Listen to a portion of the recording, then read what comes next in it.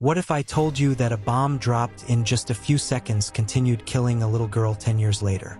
What if I told you that one of the most powerful weapons ever created did not just destroy a city, but slowly stole the life of a 12-year-old child who only wanted to run and chase her dreams? Today, we are telling the true and heartbreaking story of Sadako Sasaki, a young girl from Hiroshima, whose short life became one of the world's strongest symbols of peace. On August 6, 1945, at exactly 8:15 in the morning, Hiroshima looked like any other peaceful day: children walking to school, shopkeepers opening stores, families starting their routines under a clear blue sky. In that single moment, an American B-29 bomber named Enola Gay released the atomic bomb known as Little Boy. A flash brighter than the sun exploded across the sky, followed by a blast so powerful it erased buildings in seconds and created a firestorm that swallowed the city. Tens of thousands died instantly. Many more were burned, buried, or left wandering in shock through a city turned to ashes. Sadako was only 2 years old.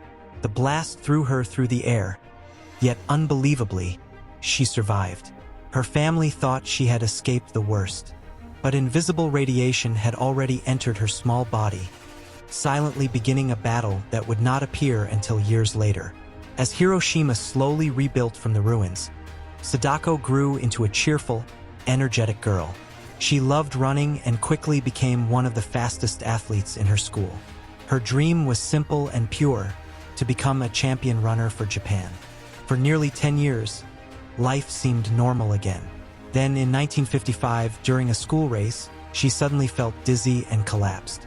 Doctors soon delivered devastating news: leukemia, widely known at the time as atomic bomb disease. The radiation from that single morning in 1945 had now turned into blood cancer. Her parents were shattered.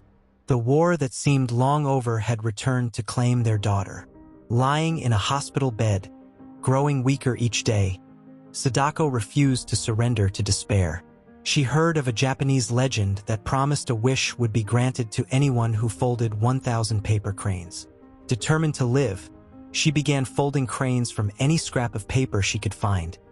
Medicine wrappers, newspaper pieces, bits of packaging. Her fingers grew thin and fragile, but she kept folding. With every crane, she whispered a silent wish: to run again, to go back to school, to feel the wind against her face as she raced forward. Her hospital room slowly filled with colorful paper birds, each one carrying hope. Some say she completed all 1,000 cranes. Others say she folded 644 before becoming too weak, and her classmates finished the rest in her honor. What is certain is that she never stopped believing until the very end. In October 1955, her condition worsened. Her mother sat beside her as the room fell quiet. Sadako took a small bite of rice and softly said, "It's tasty." Those were her final words. At just 12 years old, she died. Not in the explosion itself, but from the long shadow the bomb cast over her life. Her story moved her classmates so deeply that they raised money to build a memorial in Hiroshima Peace Park called the Children's Peace Monument, showing a young girl lifting a golden crane toward the sky. Even today, children from all over the world send paper cranes to that monument, each one carrying the same message: no more war, no more nuclear weapons. Sadako's story reminds us that war does not end when the bombs stop falling. Sometimes it continues quietly, invisibly, stealing futures long after the smoke clears. A little girl who simply wanted to run became a symbol of global peace, and through her paper cranes, she left the world with a question we must never ignore. If we truly understand the cost of war, why do we still allow it to happen?